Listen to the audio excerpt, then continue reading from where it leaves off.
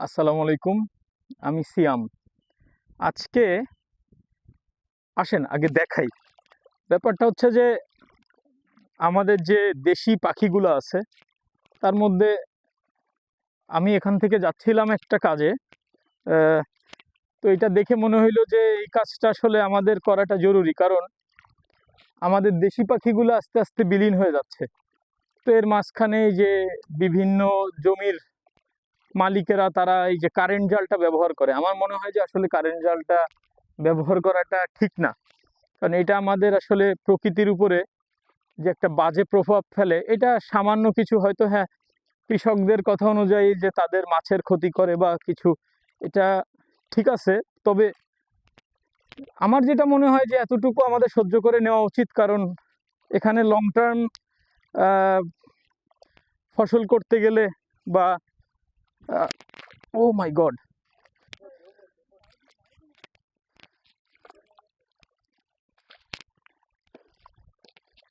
এখানে দেখলাম যে একটা পাখি বেঁধে আছে।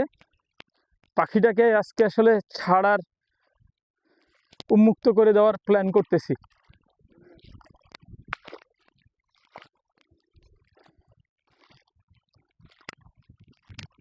ওই যে আপনারা কি দেখতে পাচ্ছেন পাখিটা?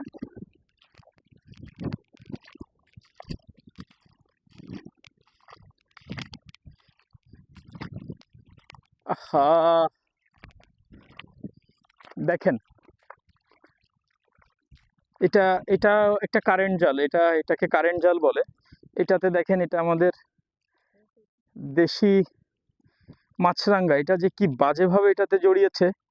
এটা আমার মনে হয় যে এটা আর কিছুক্ষণ, আমরা আর কিছুক্ষণ পরে আসলে হয়তো বা এটা বাঁচতো না আর কি। দেখি এটাকে আসলে উন্মুক্ত করতে পারি কিনা।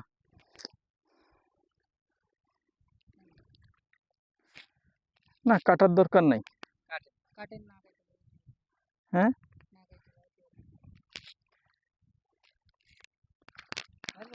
না না না, সমস্যা নেই, সমস্যা নেই, সমস্যা নেই।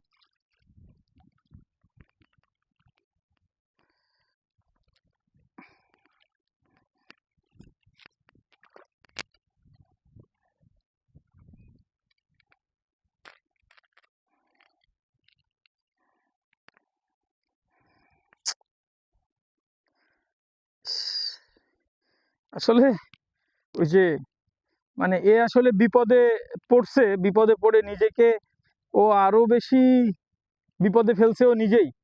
মানে নিজেকে এখান থেকে সেভ করার জন্য যেভাবে জড়াইছে, আপনারা আপনারা কি, আপনারা দেখতে পাচ্ছেন কিনা আমি জানি না। একটু ক্লোজ, একটু ক্লোজ আসো। দেখো কিভাবে এটা জড়াইছে। ধরো, একটু হেল্প করো। একার পক্ষে সম্ভব না, মুরসালিন কাটো। দাঁড়াও, আস্তে আস্তে আস্তে।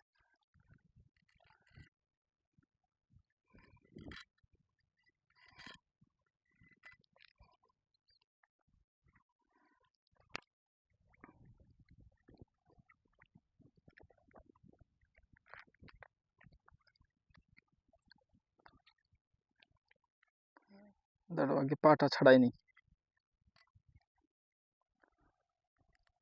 একটু কাটো তো, এই পাটা ছাড়াই দাও। পেঁচাইছে কিভাবে? ও মাই গড, এত এত দূর কাটলা? আমার মনে হয় যে আসলে এই বিষয়ে আর একটু অ্যাওয়ারনেস থাকা উচিত।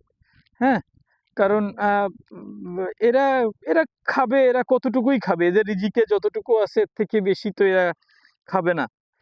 তো আমার মনে হয় না যে, দিলা তো। হুম, কামড় দিও না। আরে আমি দিছি নাকি? আমারে কামড়াও কেন?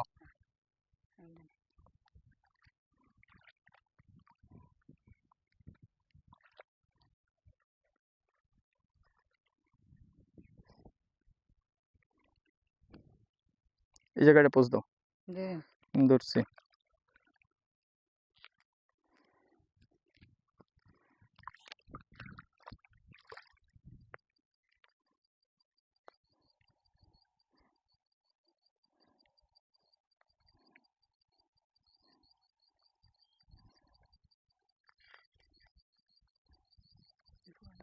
এই যে এখানে একটা, এখানে কাটো।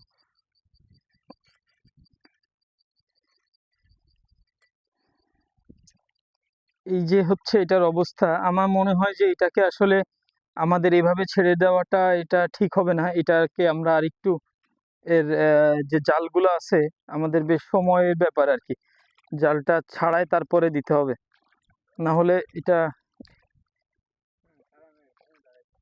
হ্যাঁ, না না, পারবে না, উঠতে পারবে না।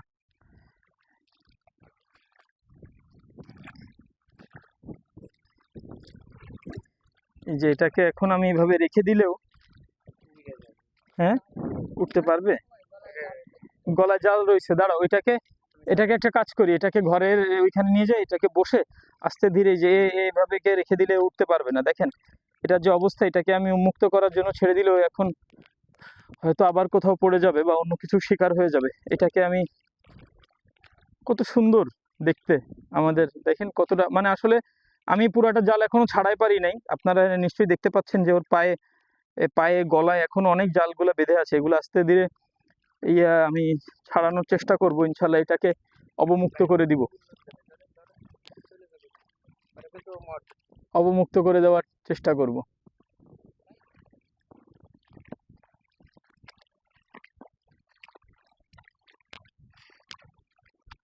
হ্যাঁ,